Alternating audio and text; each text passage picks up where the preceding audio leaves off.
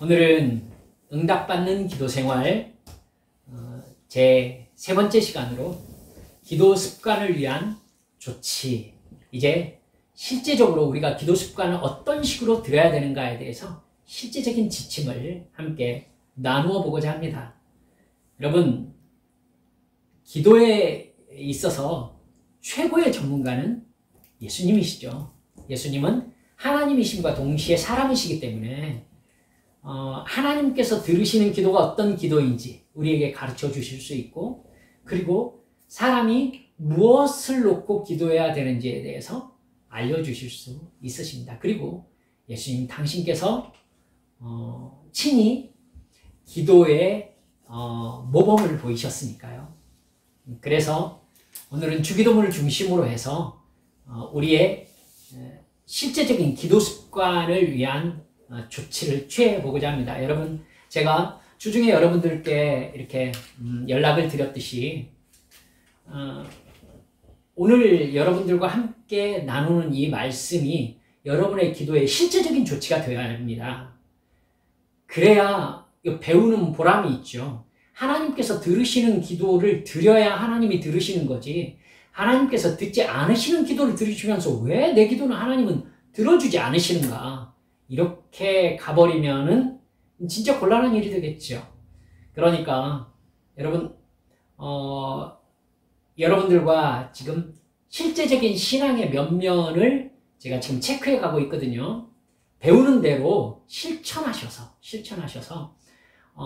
진짜 그런가를 여러분의 삶 속에서 확인해 보시는 여러분들 되셨으면 좋겠습니다. 첫 번째는요, 규칙적인 시간에 하나님과 둘만 있을 수 있는 조용한 장소에서 기도하라, 이렇게 여러분께 말씀드려 봅니다. 규칙적인 시간에 하나님과 둘만 있을 수 있는 조용한 장소를 택해야 된다는 겁니다. 5절에서 예수님께서는 너희는 기도할 때 라고 하면서 주님 가르치신 기도를 가르쳐주기 시작하십니다. 너희는 기도할 때, 여러분, 이 말씀 안에는요, 만약에 기도하게 된다면 이 얘기가 아니에요. 혹시 기도할 때는 이게 아니라 너희는 기도할 때, 즉 언제나 기도하고 있는 걸 예수님은 전제로 삼으시고 있는 거예요. 그렇죠? 여러분, 예수님을 믿고 따르는 제자들이 규칙적인 기도 시간을 가지는 것은 너무나 당연한 것이다 라고 예수님이 이미 전제하시면서 말씀을 하고 계시는 것입니다. 영적인 성장, 즉 하나님과의 사랑의 관계가 깊어가기 위해서 규칙적인 기도 생활은 너무나 당연한 일입니다. 구원받았다며, 하나님을 사랑한다며, 예수님을 믿는다며 기도하지 않는 사람은요, 기도의 효과고 뭐고를 떠나서 만나기 싫다는 얘기거든요. 만나기 싫습니다. 저는 하나님이 별로 필요가 없습니다. 그냥 하나님대로 계시고요, 제 삶에 별로 상관하지 않으셨으면 좋겠습니다, 이 얘기가 기도하지 않는다는 의미예요. 그러니까 기도를 하지 않는 사람은 하나님을 사랑하는 게 아닌 거죠. 즉, 제가 정확하게 이렇게 말씀드려도 되겠습니까? 예수를 믿는 사람이 아닌 겁니다. 주님을 사랑하지 않는 사람이 천국에 있을 수 있다고 생각하십니까? 그럴 수 없잖아요. 그렇죠? 천국에는 예수님을 자기 생명보다 더 사랑하는 사람만 천국에 있어요. 아멘? 천국 대충 갈 수 있다고 생각하시는 것은 사탄이 가르쳐주는 것입니다. 절대로 그렇게 천국 못 갑니다. 제가 길어야 30년 있으면 천국에 갈 거거든요. 생각해보면 얼마 안 남았어요. 여러분, 확인해 봅시다. 저거 내기해요. 저는 자신 있습니다. 여러분, 곧 천국 가게 될 텐데 천국에 누가 왔나 정말 확인해 봅시다. 우리들의 관심은 여기가 아니에요. 그 나라예요. 예수님의 관심도 여기가 아니라 그 나라예요, 사실은. 그래서 그 나라를 준비하는 시간으로 여기가 있는 거예요. 여러분, 그러니까 그 나라 사람들이 그 나라의 왕이신 하나님과 이 나라에서 기도할 수 있는 복을 받은 것이 이게 얼마나 큰 축복인 줄을 깨달으셔야 되는 겁니다. 그렇게 깨달은 사람이 기도를 안 하고 살 수 있다고요? 천만의 말씀입니다. 그럴 수가 없게 되어 있습니다. 여러분, 탁구나 농구나 피아노나 헬스, 뭔가를 잘하고 싶은 생각을 가진 사람들은요, 그걸 잘하기 위해서도 시간을 정하고 노력해야 실력이 늘 수 있어요. 규칙적인 반복이 없으면은 절대 습관이 되지 않고 습관적으로 노력하지 않는 한 실력이 늘지 않습니다. 하나님과의 관계도 마찬가지예요. 하나님은 곧 내가 아닙니다. 나와 하나님이라는 영적인 객체가 따로 있는 겁니다. 그러니까 그분을 만나야 하고 그분의 말씀을 들어야 하고 그분과 영적 교감이 있어야 사랑이 깊어가는 거고 영적으로 우리가 성장하는 겁니다. 영적인 사람을 어떻게 살아야 될 것인가를 그제서야 깨달을 수 있게 되는 것입니다. 여러분, 기도 없이 성장한다는 건 말짱 거짓말입니다.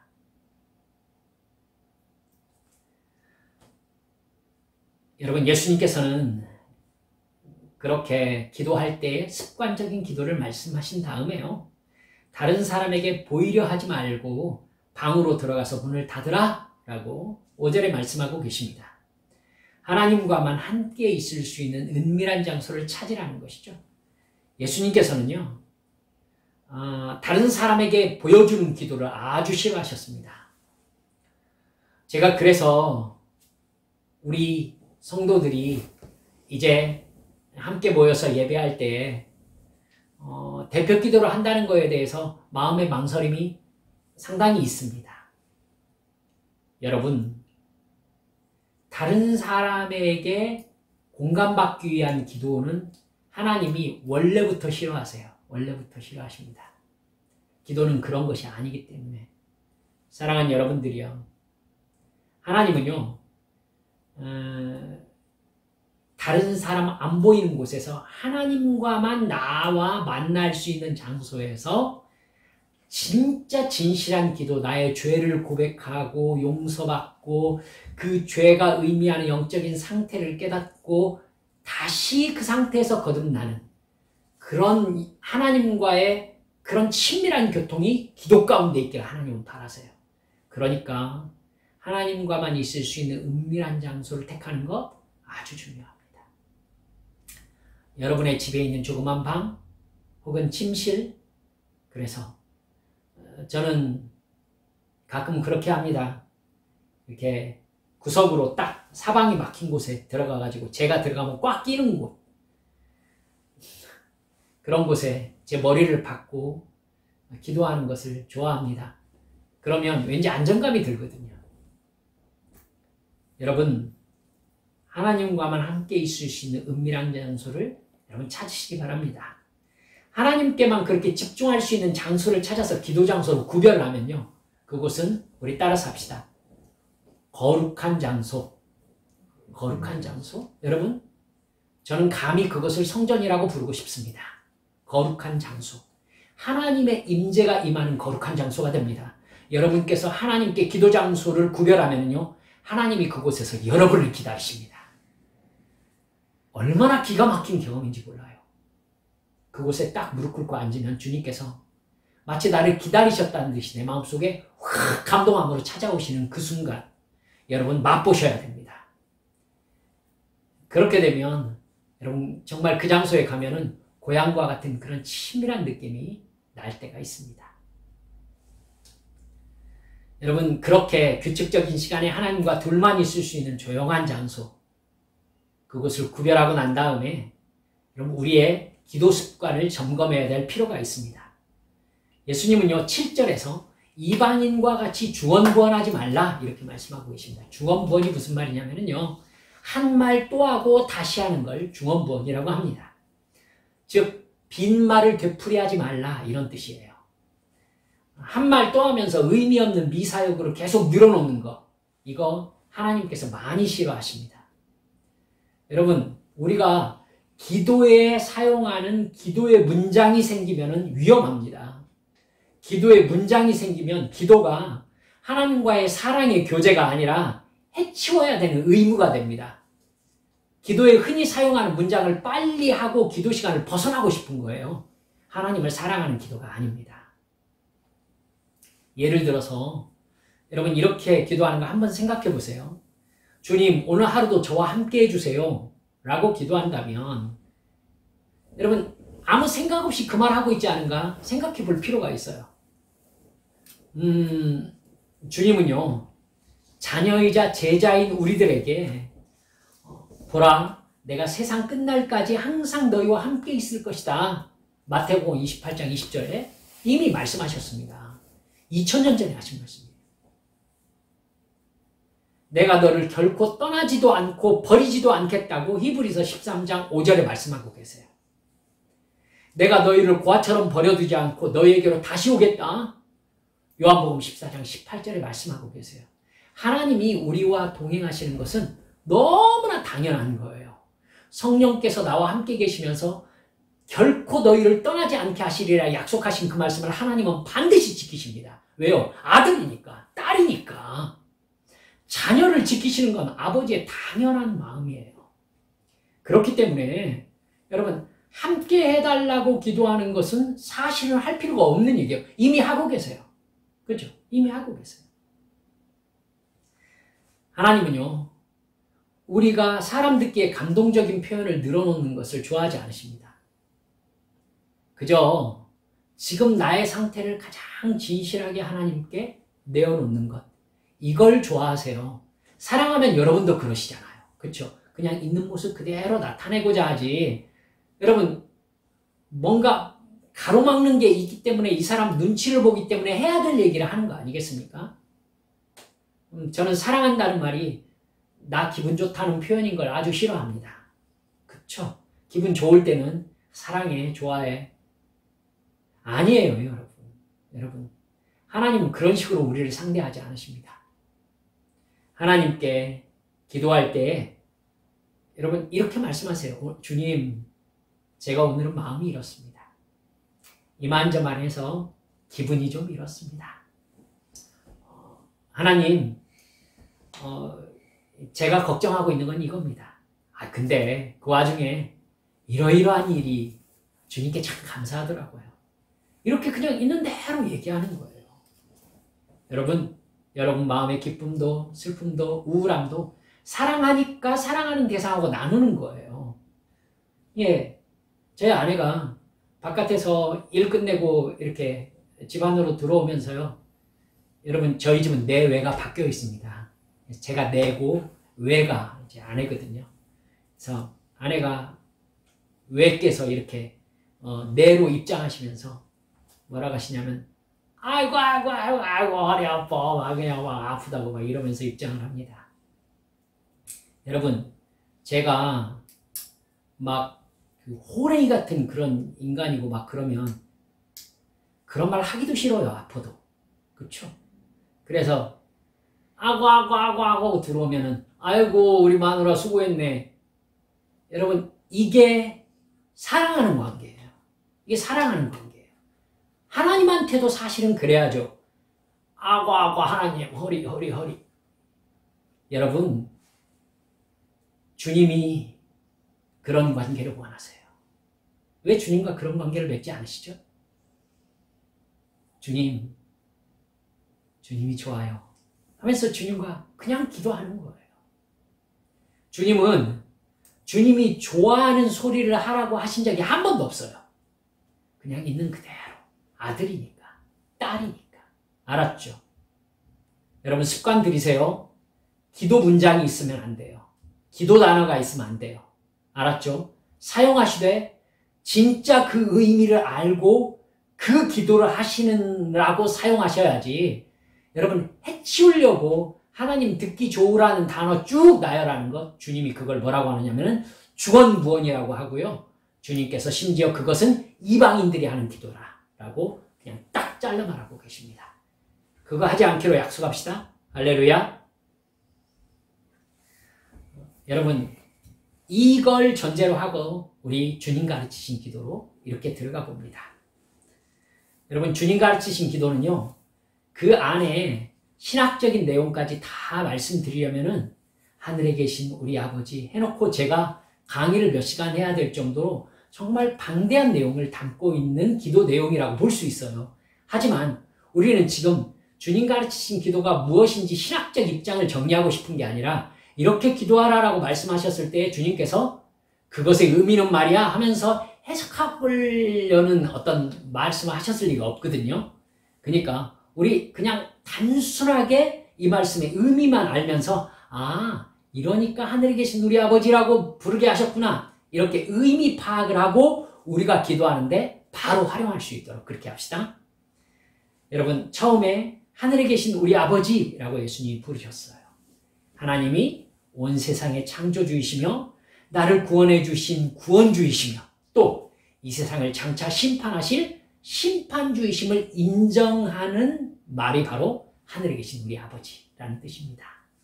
여러분, 주님을 그렇게 부르는 것은 주님이 나의 주님이십니다. 하나님께서 내 아버지십니다. 이 고백이에요. 하나님은 전능하신 신이십니다. 어린이 예배 때에 목사님께서 예수님이 누구세요? 이렇게 질문하니까 여원이가 신이세요. 이렇게 대답하는 거예요. 목사님이 원하는 대답은 왕이라는 말이었는데 여원이 당당하게 신이시라고 얘기하더라고요. 저는 솔직한 얘기가 마음속에서 그렇지 하는 생각이 딱 들었어요. 여러분, 하나님은 신이세요. 왕 따위로 어떻게 할 수 없는 신이세요. 여러분, 그분이 내 아버지세요. 이런 엄청난 사실을 우리가 입으로 고백하는 게 하늘에 계신 우리 아버지라는 뜻입니다. 예수님의 십자가 대속의 죽음과 부활을 믿음으로 나는 하나님의 사랑을 받는 친자녀가 되었습니다. 내 아버지가 되셨어요. 따라서 여러분, 나의 모든 상황과 말과 행동이 하나님 아버지의 관심의 대상이에요. 여러분, 이걸 믿으실 수 있겠어요? 이걸 믿어야 하나님이 들으시는 기도 안으로 들어갈 수가 있는 겁니다. 누구인지에 대한 관계 설정이 되지 않은 채 뭐라고 말할 수 있나요? 말할 수 없잖아요. 그렇죠? 여러분, 두 번째, 이름이 거룩히 여김을 받으시오며, 하나님은 인간과 다른 신이십니다. 그러니까 마땅히 피조물인 인간에게 거룩히 여김을 받으셔야 될 존재예요. 거룩하다라는 말의 뜻을 말씀드렸죠. 카도시, 구별되었다, 다르다. 여러분, 그러니까 모세는 하나님을 맨 처음 만났을 때 하나님께서 네 발에서 신발을 벗어라. 네가 선 곳은 거룩한 곳이다. 이렇게 말씀하셨습니다. 여러분, 우리도 그래요. 하나님이 나와 다른 거룩한 신이신 것을 우리는 인정하면서 그 하나님께 나아가는 것입니다. 그러니까 친밀함과 동시에 뭐가 있는 거예요? 두려움이 있는 거예요. 그 두려움은 무섭다는 의미가 아니라 경외함의 의미입니다. 무섭다는 의미도 물론 있어요. 죄악의 본성을 지닌 인간이 하나님을 뵈러 나가는데 무섭지 않겠습니까? 경외함으로 우리 주님 앞에 나아가 서는 것입니다. 이렇게 우리는 하나님을 이름이 거룩히 여김을 받으시오며 이러면서 하나님의 이름을 높여드리는 것입니다. 할렐루야. 세 번째, 나라가 임하시오며 뜻이 하늘에서 이루어진 것 같이 땅에서도 이루어지이다. 무엇을 구하는 것입니까? 사람들이 예수님의 십자가 대속의 죽음과 부활을 믿고 회개함으로 거듭나서 구원받기를 간구하는 것입니다. 하나님의 나라가 이 땅에 확장되기를 원합니다. 예수 믿는 사람들이 많아지기를 원합니다. 그들이 예수 믿어서 구원받기를 원합니다. 내 가정이 주님의 구원받은 가정교회가 되기를 원합니다. 이렇게 하나님 앞에 기도하라는 것입니다. 나의 모든 것을 하나님의 뜻에 복종시키는 거예요. 굴복시키는 거예요. 나의 직장, 나의 가정, 나의 건강 문제, 나의 재정 문제, 나의 사업 문제, 인간관계의 문제, 교회에서의 문제, 이 모든 문제를 하나님의 뜻대로 이루어지기를 간구하면서 하나님의 뜻을 최우선의 자리에 놓는 것입니다. 이런 영적인 질서가 올바로 잡혔을 때에 우리는 하나님의 복을 받을 만한 믿음의 그릇으로 준비되는 것입니다. 제가 여러분께 여러 번 말씀드린 신앙의 가장 기본적인 행동 4가지는 하나님의 복을 받는 그릇입니다. 그것이 되지 않으면 하나님은 복을 그 사람에게 주실 수가 없어요. 뭐가 있어야 주죠, 뭐가. 관계 설정이 되어야 주죠. 이해가 가시죠? 여러분, 하나님의 뜻이 이루어지기를, 내가 하나님의 뜻에 합당한 존재로 변화되기를 늘 간구하시는 여러분 되시기를 바랍니다. 그리고 오늘 우리에게 일용할 양식을 주시옵고 이렇게 간구하라고 하셨습니다. 나에게 필요한 것들을 간구하는 대목입니다. 여러분, 빌립보서 4장 6절 말씀은 오직 모든 일을 기도와 간구로 하고 여러분이 바라는 것을 감사하는 마음으로 하나님께 아뢰십시오 라고 사도 바울이 얘기했습니다. 아버지이시면서 전지전능하신 하나님께 구하지 못할 것이 없어요. 하나님은 다 알고 계세요. 하나님 앞에 용서해달라고 말하지 못할 죄가 없어요. 모든 죄를 주님께서는 다 지시고 십자가에서 죽으셨어요. 그러니까 우리는 우리 주님께 나의 모든 죄악을 놓고 기도하는 것이요, 용서를 청하는 것이요, 나의 필요를 모두 다 말씀드리는 것입니다. 여러분, 심지어 기적이 필요한 상황일지라도 하나님께 다 말씀드리세요. 여러분, 구약 성경에서 하나님 앞에 하나님 나에게 복을 주십시오, 혹은 하나님 나를 구해 주십시오라고 기도하던 믿음의 사람들의 기도를 들으셨죠? 모두 다 하나님의 기적적인 임재하심으로만 해결 가능한 문제 앞에서 그렇게 했습니다. 여러분, 결국 그들은요, 하나님이 자기를 구하시고 복 주시기를 기적을 간구하는 마음으로 간구하는 거예요. 이걸 통해 우리는 뭘 알 수 있어요? 하나님은 기적을 아끼시는 분이 아니시라는 거. 아들에게, 딸에게 기적이 필요하면 하나님은 언제나 그것을 베푸실 준비가 되어 있으시다는 것을 믿으시기 바랍니다. 할렐루야. 여러분, 그러니까 주님의 기적으로 나를 건져주시고 주님의 기적으로 이 필요를 채워주세요 라고 당당히 구하세요. 하나님 아버지께서 전지전능하시니까요. 당당히 구하세요. 주님께서 안 되라고 말씀하시면 왜 안 되는지를 얘기를 들으세요. 여러분, 하나님의 음성을 들은 것도 기적입니다. 아멘. 하나님이 우리에게 말씀하신 것을 우리가 분별할 수 있는 것, 성령께서 나와 감동하신 이것이 기적이에요. 이것이 기적. 이게 기적의 시작입니다. 우리는 사실 그러니까 기도할 때마다 기적 속으로 들어가는 것임을 믿으시기 바랍니다. 여러분, 기도 속에서 말씀하실 수 있는 주님은요, 우리 삶에서 필요한 기적을 아끼시는 분이 아니십니다. 여러분, 고치지 못하는 병이 있습니까? 고쳐주세요라고 간구하세요. 주님이 그걸 아끼시는 분이 아니세요. 알겠어요? 여러분, 하나님, 제가 하나님 위해서 이 일을 하고 싶어요. 주님께서 내게 주신 소망이에요. 이걸 이룰 수 있는 방법을 생각해 보니까 하나님만이 하실 수 있어요. 주여, 저에게 기적을 주시옵소서. 여러분, 기도하는 겁니다. 기도하는 겁니다. 저 매일매일 기도합니다. 주여, 한빛교회는 하나님의 기적의 손길로만 세워질 수 있습니다. 주님, 우리 성도들이 모여서 예배할 수 있는 장소를 주시옵소서. 기적을 베풀어 주시옵소서. 제가 알지 못하는 도움의 손길을 부어 주시옵소서. 하나님 앞에 늘 간구합니다. 저는 주님께서 주실 것을 믿습니다.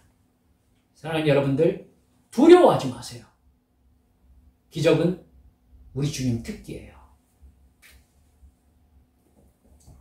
5번째, 우리가 우리에게 죄 지은 사람을 용서하여 준 것 같이 우리의 죄를 용서하여 주옵시고. 죄는 하나님과 나 사이에 가장 치명적인 문제입니다. 성령께서 생각하게 하시는 죄를요, 먼저 이게 죄다라고 인정해야 합니다. 이게 죄다. 그리고 진짜 잘못했다고 고백해야 돼요. 우리가 이렇게 죄를 한 덩어리로 지난 일주일 동안 지은 죄를 주여 용서하여 주시옵소서 하고 뭉뚱그려가지고 확 해결했다고 생각하시면 크게 착각하는 것입니다. 이런 그거 아니에요. 죄는 뭐가 드러나 있기 때문이냐면 지금 나와 하나님과 어떤 관계 속에 있는가가 죄에 드러나 있어요. 어떤 죄를 짓는 사람이라면요, 이 죄가 가능한 하나님과의 관계 안에 있다는 거예요. 이 관계가 해결되지 않으면 이 죄는 해결되지 않아요. 그렇기 때문에 죄의 고백은 신중하게 해야 돼요. 그래서 하나님께서 이 죄를 다루시고 이 죄에 대해서 하나님이 뭐라고 하시는가를 들어야 돼요. 그래서 내가 이 죄악이 가능한 영적인 세계에서 빠져나와야 되겠구나. 이렇게 단단히 마음먹고 하나님 앞에서 정말 최선을 다해서 죄와 싸우는 모습이 나타나야 됩니다. 여러분, 이게 내 죄를 용서하여 주소서라고 하나님 앞에 죄 용서함을 청하는 자세입니다. 여러분, 죄의 이 뒤가 두려우니까 하나님께서 징계하실까봐, 나를 혼내시고 고난을 주실까봐 무서워가지고 하나님 잘못했어요 하고 얼른 그걸 퍼넘기려고 생각하시면요, 그 마음까지도 알고 계신 하나님이세요. 절대 그게 가능하지 않습니다. 죄에는 뭐가 드러나 있다고요? 그 사람과 하나님과의 관계가 드러나 있다고요. 그러니까 그 죄가 멈춘다는 것은 그 다음 단계의 관계로 하나님 앞에 성장했다는 뜻이 되는 거예요. 알았죠? 그러니까 이걸 신중하게 다루셔야 됩니다. 하나님이 반복해가지고 뭔가를 지적하는데 그것을 고치지 않고 그 자리에 있는 것은요, 그 사람의 영혼이 병들어가고 있다는 뜻이에요. 거기에서 벗어나지 않으면 그 사람은 그 다음 단계의 복을 받을 수가 없습니다. 아시겠죠? 하나님께서 그 다음 단계의 복을 주시려고 이걸 회개하고 고쳐라 라고 말씀하시거든요. 그래서 여기에 하나님께서 깨닫게 하셨거든, 성령께서 감동하시거든, 목숨 걸고 이걸 극복하셔야 돼요. 그래서 그 다음 단계로 하나님이 이끄실 때에 그 다음 단계의 복을 받게 되는 것입니다. 할렐루야. 여러분, 그렇게 내 죄를 하나님 앞에서 하나님의 다루심을 경험하게 되면은요, 그냥 얘기합시다. 여러분, 그렇게 죄를 신중하게 다루지 않으시면은 그 죄의 값을 치러야 됩니다. 죄의 값은 사망이요, 이렇게 말씀하셨죠. 하나님께서 내가 정말로 그 죄에 벗어나기 전까지 아주 혹독하게 우리를 다루시기로 마음먹으실 때가 있어요. 그 죄에서 안 빠져나오려고 하면.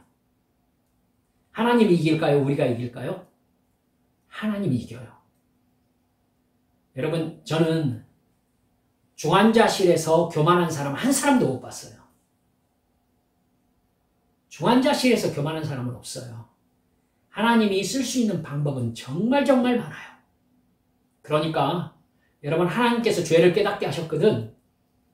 주님이 강제로 그거 고치기 전에 내가 회개하고 하나님의 도우심을 구하면서 그것과 싸우기 시작해야 돼요. 그럼 하나님이 그것을 극복하게 도와주세요. 그리고 그 다음 단계의 복을 부어주세요. 이렇게 은혜로운 단계가 있는데 왜 빡빡 버티다가 두들겨 맞고 중환자실에서 회개하냐고요. 여러분, 그러지 마세요. 할렐루야. 아멘.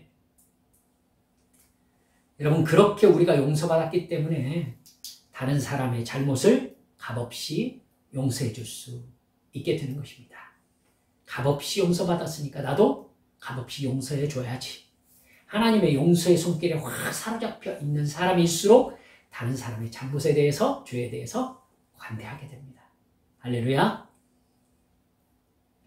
그리고 우리를 시험에 들게 하지 마옵시고 다만 악에서 구하옵소서, 이렇게 기도했죠. 죄와 악에서 보호해 주시고 죄의 유혹을 이기게 도와주시라고 하나님 앞에 간절히 구하는 것입니다. 사랑하는 여러분들, 죄의 유혹, 이걸 스스로 이겨낼 수 있는 인간의 의지 없어요. 왜냐하면 사탄의 마음, 죄를 짓고자 하는 마음과 나의 마음은 교집합이기 때문에 사탄의 마음과 나의 마음은 사실 같아요. 그러니까 죄를 죄로 인식하는 것부터 성령님의 역사가 아니면 인식할 수가 없어요. 이걸 깨달아야 돼요. 그러니까 여러분, 우리를 시험에 들게 하지 마옵시고 악에서 구하옵소서, 이렇게 죄 짓지 않게 죄에게 깨달음 주시고 죄와 오늘도 싸우게 해주세요라는 간구를 빼놓지 않고 하셔야 되는 것입니다. 할렐루야. 그러면 성령님께서 시마다 때마다 얘야, 그건 죄다, 이렇게 가르쳐 주십니다. 그리고 그 죄다라는 걸 깨달음과 동시에 동전의 반대편, 바로 이렇게 가는 게 하나님의 뜻이다, 깨닫게 되는 것입니다. 할렐루야. 이게 행복이에요. 그 다음 나라와 권세와 영광이 아버지께 영원히 있사옵나이다. 기도를 마치기 전에요. 내 기도를 들으시는 하나님이 누구신지 다시 생각하면서 하나님을 찬양하고 경배하는 것입니다. 이 땅에 있는 모든 것이 하나님의 것이고 인간의 생사화복의 주관자가 하나님이심을 고백하는 거예요. 나를 보살펴 주시는 은혜에 감사하고 기도를 통해 하나님 아버지와 대화할 수 있게 해주신 것에 대해서 다시 감사하는 것입니다. 그리고 아멘. 아멘이 무슨 뜻인지 아시죠? 진정으로 그렇게 되기를 내가 원하나이다. 이렇게 고백하는 것입니다. 여러분, 예수님께서 가르쳐 주신 기도에는 하나님께 드리는 경배와 나의 굴복, 이건요 굴종이 아니에요. 하나님께 기꺼이 나 자신을 내어놓고 여러분 하나님 앞에 굴복하는 것입니다. 이건 하나님이 나의 주권자이심을 인정하는 행동이지요. 그리고 요청과 고백이 있습니다. 여러분, 이렇게 우리가 깨닫고 나서 기도 생활하면서 그럼 이렇게 해봐야지 라는 생각을 할 수 있는 게 뭐냐면요. 기도 생활에 대한 기록입니다. 기록을 하면은요, 기도 생활이 제대로 가고 있는가 평가를 할 수가 있습니다. 여러분, 운동하면서도 더 발전하려면은요, 내가 하고 있는 이 데이터를 내는 거 중요해요. 그래서, 이전보다 이만큼 괜찮아졌구나. 그러니까 그 다음 목표는 이거다. 이러면서 발전해 나가는 거 아닙니까? 기도도 하나님과의 관계에서의 성장이라면, 이전에는 이런 걸 기도했었고, 이렇게 하나님과 같이 있었는데, 이제 이런 기도에 하나님께서 이렇게 응답하셨고, 영적인 단계가 생겨나잖아요. 그렇죠? 기록과 평가가 굉장히 중요합니다. 기록과 평가. 여러분, 날마다 나의 영적 생활을 돌아보면서 평가하고 기도 내용을 기록으로 남기는 것은요, 영적 성장 과정의 기록이 됩니다. 그래서 영적인 일기 혹은 기도 일기 참 좋습니다. 영적인 일기라는 게 별거 아니에요. 하나님 앞에 기도를 쓰는 거예요. 기도. 하나님 하면서 오늘 있었던 일들을 쓰면서 하나님 앞에 기도를 기록하는 겁니다. 휴대폰으로 기록해 놔도 돼요. 메모장에다가. 그래서요, 저는 그렇게도 해봅니다. 메모장에다 기도를 쭉 쓰는 거예요. 그리고 그 기도를 하나님 앞에 기도 시간에 읽어드리는 겁니다. 여러분, 이거 참 좋은 영적 기도 습관입니다. 좋아요, 진짜. 해보세요. 그러면 하나님께서 어떤 기도에 나에게 어떻게 응답하셨는가에 대해서 분명한 영적 현주소에 대한 감각을 가지게 됩니다. 기도 내용과 응답의 기록을 가지고 있다면 하나님이 내 인생을 어디로 이끌어가고 계시는지를 깨닫는 귀중한 자료가 되는 것이죠. 이해가 가시죠? 자, 그래서 오늘 이 기도 내용의 균형을 잡아라 라는 말로 말씀을 이렇게 쫙 한데 모아보면요, 기도는 하나님과의 대화입니다. 대화는 서로 나누는 것이기 때문에 하나님을 상대하는 일정한 유형이 필요합니다. 여러분, 사랑하는 사람과 만나서도 해야 될 얘기가 있고 하지 않아야 될 얘기가 있고 상대방이 누구라면은 대화를 어떤 식으로 해야 되고 이런 거에 대한 감각이 있지 않습니까? 하나님도 대상이시니까요. 기도 내용의 균형과 순서가 필요하다는 뜻이에요. 하지 말아야 될 얘기가 있다 이런 뜻이 아니라 하나님과도 하나님을 하나님으로 대하는 대화 내용이 필요하다는 겁니다. 이런 기도의 순서가 없으면요, 우리는 처음부터 끝까지 제발 이렇게 좀 해주세요, 이걸 도와주세요, 이렇게 돼야 됩니다, 이런 함정 끝없는 이런 기도에 빠지게 돼요. 그러면 이게 주문인지 기도인지 알 수 없는 상황을 맞게 되기도 합니다. 기도할 때는 하나님과 나누는 대화의 내용에 균형이 있어야 된다는 뜻입니다. 첫 번째, 찬양으로 기도를 시작하세요. 찬양은 하나님이 나에게 누구신지, 내가 누구에게 말하고 있는지를 확인하는 일입니다. 주기도문에서 하늘에 계신 나의 아버지라고 불렀듯이 나의 소원을 말하는 것보다 더 중요한 것은 하나님이 나에게 어떤 분이신가 라는 거에 대한 인식입니다. 그건 나의 믿음과 직접적으로 연결되어 있습니다. 이해하시죠? 하나님이 누구시냐라고 해서 그 사람이 하나님이 누구다 라고 얘기하는 그거에는 자기의 믿음이 표현되어 있는 겁니다. 그러니까 정말 중요해요. 하나님의 전지전능하심을 찬양하는 것은요, 하나님이 나를 도우시고 모든 것을 알고 계시고 어디에나 계시다는 것을 다시 기억나게 합니다. 나를 구원하신 하나님의 은혜와 사랑과 의로우심을 찬양하는 건 내가 하나님이라는 신께 사랑받고 있다는 걸 깊이 신뢰하게 만들어줍니다. 하나님 아버지, 전능하시고 자비하시고 나를 예수 그리스도의 십자가 사랑으로 영생을 주심으로 자녀 삼아주셔서 감사합니다. 이렇게 하면 하나님이 나를 당신의 자녀로 삼아주시기 위해서 당신이 치르셨던 그 사랑의 놀라우신 기적 같은 역사 생각하게 되지 않습니까? 진정으로 감사할 때에 내가 그분의 자녀라는 것, 여러분 다시 찬양할 수 있게 되고요. 그러면 무엇보다 내가 하나님께 지금 간구하려고 하는 나의 어떤 문제보다 하나님이 훨씬 크신 분이시라는 것을 우리는 다시 인식할 수 있게 됩니다. 넉넉히 도와주시는 하나님을 신뢰하게 되는 것이죠. 그런 의미에서 시편의 찬양 고백을 한번 깊이 생각하셔서 연습하시는 거 괜찮습니다. 다윗이 하나님을 어떻게 부르는지, 하나님을 어떻게 찬양하는지 똑같이 해보는 거예요. 여러분, 영으로 하나님께서요, 방언으로 기도시키실 때가 혹시 여러분 있으실 것입니다. 방언으로 기도할 때 하나님이 어느 날 통역을 주실 때에 정말 시편의 내용이 많이 쏟아져 나온다는 게 여러분 놀라실 거예요. 시편에 우리가 읽은 성경 말씀이 방언 통역에서 정말 많이 쏟아져 나옵니다. 왜요?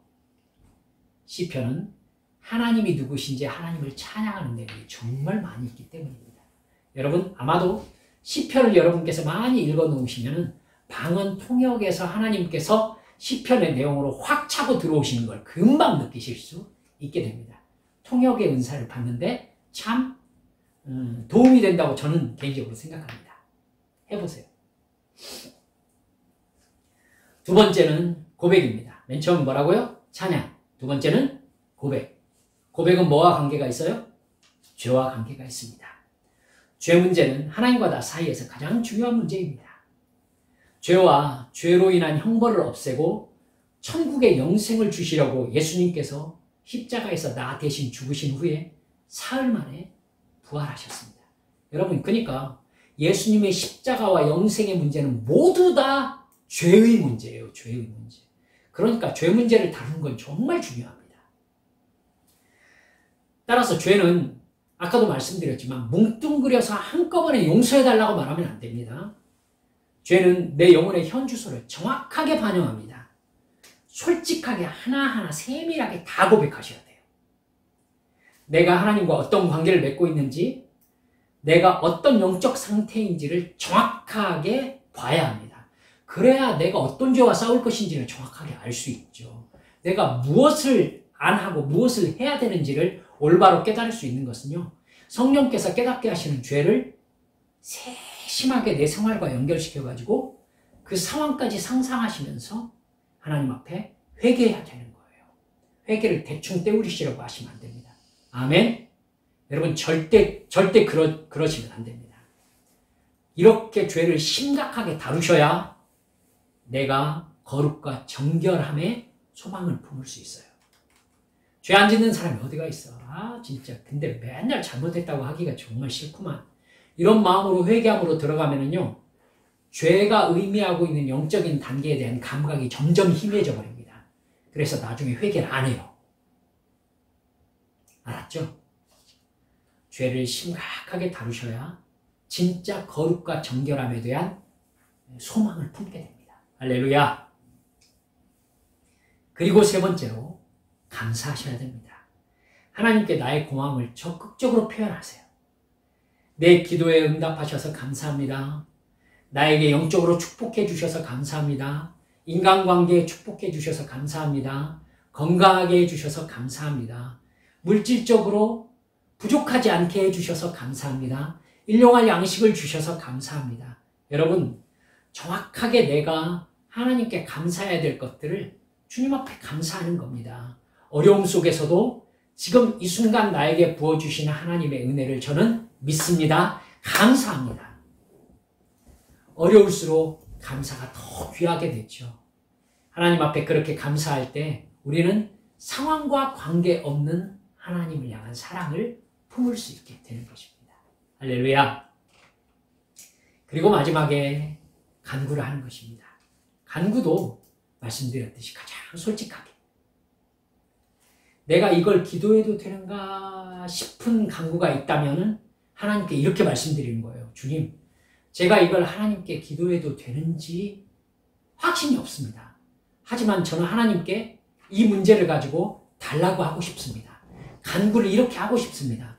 주님, 이거에 대한 하나님의 생각을 저는 깨닫고 싶습니다. 이렇게 말씀드리세요. 그리고 달라고 하세요. 간구하세요. 그러면 하나님께서 그것이 하나님이 기뻐 받으시고자 하는 기도인지 아닌지를 여러분 기도 중에 혹은 성경 말씀 읽는 중에 예배 중에 말씀을 듣는 중에 깨닫게 하십니다. 그렇게 하고 영적인 단계가 발전해 나가는 거예요. 할렐루야. 가족과 직장, 교회, 개인적인 일로 나누어 가지고요. 세밀하게 일일이 구하세요. 일일이. 그래서 일일이 달라고 그러세요. 달라고 그러세요. 여러분, 응답받지 못하면 뭐하지 아니함이라? 구하지 아니함이라. 야고보 사도가 그랬어요. 받지 못하는 건 구하지 않기 때문이다. 구하여도 받지 못하면 욕심에 쓰려고 구하기 때문이다. 사도 바울은 그 야고보 사도는요, 그냥 정확하게 그렇게 딱 집어서 얘기하세요. 세밀하게 다 나누어서 이걸 이렇게 해주세요, 저걸 저렇게 해주세요라고 기도하세요. 달라고 하세요. 그건 하나님께 하나님의 반응을 요구하는 겁니다. 아들이, 딸이 아버지에게 이렇게 해주세요라고 얘기해요. 거기에다가 아무 말도 안 하는 것은 여러분 이건 관계 이상이 있는 거예요. 하나님께 달라고 했을 때 하나님은 어떤 방식으로든지 그것에 대한 하나님의 생각을 얘기해 주십니다. 믿으세요. 할렐루야. 여러분, 그렇기 때문에 구하기를 두려워하지 마세요. 이거 구해가지고 하나님 마음 상하지 않을까? 그렇게 생각되는 기도가 있거든. 하나님, 제가 혹시 이거 구하면 하나님 마음 상하세요? 이렇게 기도하세요. 그래서 주님과 더 가까워지세요. 더 가까워지세요. 그렇기 때문에 간구의 기도는 더욱 기록할 필요가 있다라고 저는 생각합니다. 그래서 제 핸드폰에는 제가 하나님께 구하고 있는 기도가 가득 적혀 있습니다. 여러분, 기도하세요. 구하세요. 그래서 그걸 보면서 하나님, 제가 그 기도한 지가 이만큼이에요. 이렇게 하나님을 죄송합니다. 압박하세요. 하나님, 하지 말라면 안 할게요. 이렇게 해서 하나님과 말을 해야 돼요. 말을. 하나님과 대화를 하는 거예요. 기도가 본질적으로 뭐라고 그랬죠? 하나님과의 대화라고 말씀드렸잖아요.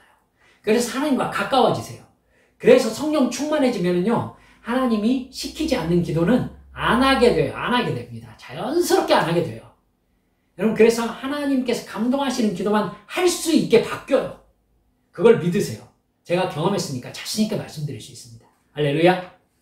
그러니까 간구를 기록하라는 거예요. 언제부터 이걸 간구했는지, 그 간구에 대해서 하나님이 어떤 식으로 누구를 통해서 어떤 상황 속에서 어떻게 응답하셨는지, 그래서 그 응답의 결과 나는 어떻게 했는지. 할렐루야. 이렇게 구체적으로 실제적으로 기도하시라고요. 뜬구름 잡듯이 기도하지 마시고, 살아계시는 신이시니까, 내 아버지시니까.